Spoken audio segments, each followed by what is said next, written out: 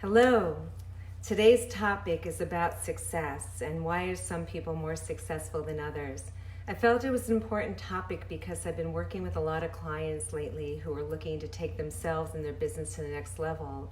And despite all the education they have, all the knowledge they've acquired, every training, webinar, self-help book, business book, all the seminars they've gone to, masterminds, and everything else, they're still not succeeding. They started wondering, what is it they're doing that's making it so they're not succeeding? So I had a group just get started with this new program I put out. It's called the Big Money Blueprint.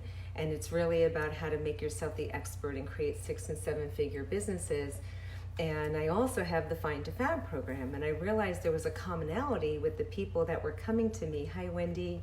There was a commonality with the people that were coming to me in why some were succeeding and why weren't. And what I found is no matter where they were in the equation, whether they were coming to me to build their business, they're coming to me to build themselves, the thing I found that was missing, and so like this common thread, had to do with confidence. It had to do with their self-confidence. And it truly was disturbing to me to realize that no matter how amazing they are, and how amazing and things they've accomplished, they still felt like they weren't good enough or they weren't confident in what they were doing, and there had to be more.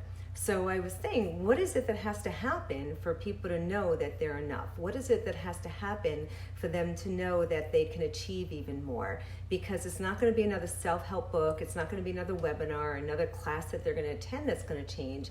It's about changing everything that they're doing. Hi again. I love these women who are joining us. Thank you so much.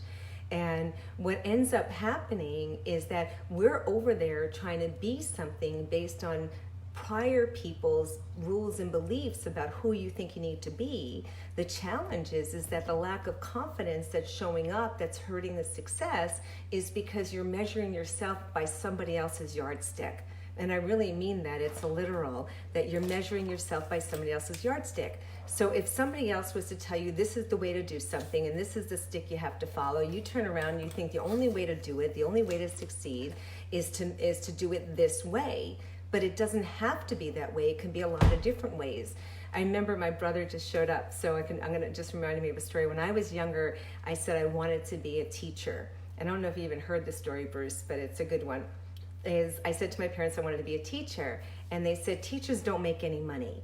So I was like, well, okay, but that's what I really wanted to be. I wanted to be a teacher. And then my brother was going to become an accountant. So I said, okay, well, Bruce is going to be an accountant, so I'll be an accountant. And I took 2 years of accounting and I hated it. Now, Bruce, you love it. You're amazing at it. He's an awesome accountant. If you need an accountant, just look for my brother, Bruce Lieberman. But the point is that I didn't want to be an accountant. I hated numbers. It wasn't my best thing. I'm a people person.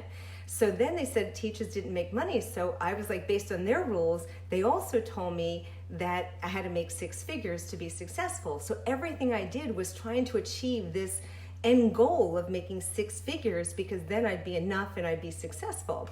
The irony about it, looking at it then, I spent so many years trying to chase somebody else's dream of what they thought I had to do to become successful, what they told me was successful, and they were doing it in my best interest, but not realizing that what was good for them may not be good for me. So I lacked confidence in areas because it really wasn't what I wanted.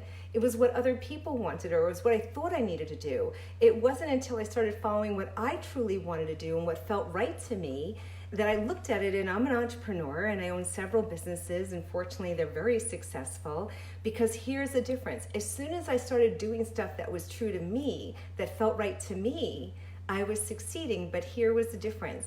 The confidence was something that was already innate within me because I knew this was my calling. And here's the other thing. Guess what I am today? If you know the answer, write it down. Write it in the comments. And even if you're watching this as a rerun, write it in the comments. Thank you.